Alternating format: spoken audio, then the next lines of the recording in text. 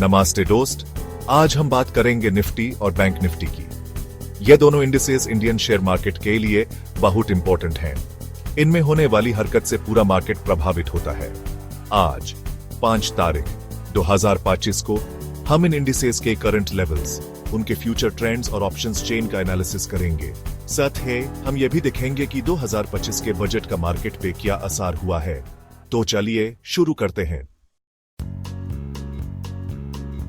Nifty आज थोड़ा कमजोर दिख रहा है। द हिंदू बिजनेस लाइन के मुताबिक निफ्टी का करंट लेवल 30,084.15 है। अगर यह लेवल टूटता है तो हम 30,000 तक की गिरावट देख सकते हैं। लेकिन अगर निफ्टी 24,000 के ऊपर निकालता है तो यह एक बुलिश सिग्नल होगा। इन्वेस्टर्स को चाहिए कि वो अपना स्टॉप लॉस केयरफुली सेट करें। बैंक निफ्टी में आज थोड़ी तेजी देखी जा रही है। मिंट के मुताबिक बैंक निफ्टी का क्लोजिंग प्राइस 49,210.55 रहा। अगर ये मोमेंटम बनता है तो हम 50,000 और फिर 52,000 के लेवल्स देख सकते हैं। लेकिन अगर बैंक निफ्टी 18,000 के नीचे चला जाता है तो ये एक बियरिश सिग्नल होगा। ट्रेडर्स को चाहिए कि वो अपने ट्रेड्स में कॉशन मेंटेन करें। ऑप्शन चेन से ह्यूमन मार्केट सेंटिमेंट का अंदाजा मिलता है। आज बैंक निफ्टी के लिए 50,000 स्ट्राइक प्राइस के कॉल और पुट ऑप्शंस में सबसे ज्यादा ट्रेडिंग वॉल्यूम देखा जा रहा है। यह इस बात का संकेत है कि मार्केट में अभी भी कंफ्यूजन है और ट्रेडर्स को क्लियर डायरेक्शन नहीं मिल रहा है।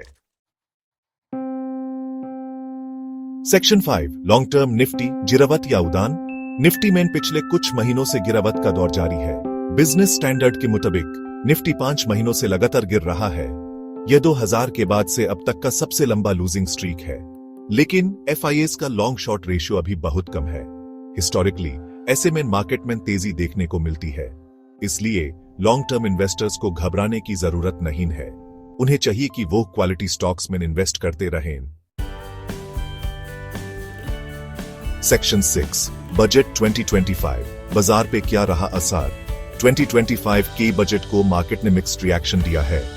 द हिंदू बिजनेस लाइन के मुताबिक कुछ इन्वेस्टर्स बजट से खुश हैं तो कुछ निराश। ABH यह कहना मुश्किल है कि बजट का लॉन्ग टर्म इंपैक्ट क्या होगा। ह्यूमेन आगे आने वाले दिनों में मार्केट की रिएक्शन को देखना होगा।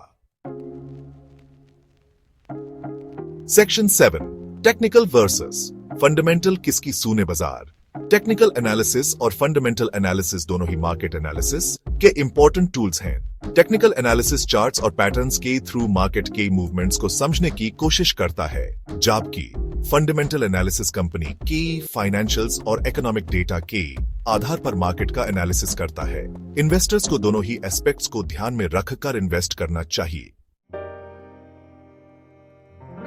सेक्शन 8 आपके लिए स्ट्रेटजीज, रिस्क कम फायदा ज्यादा।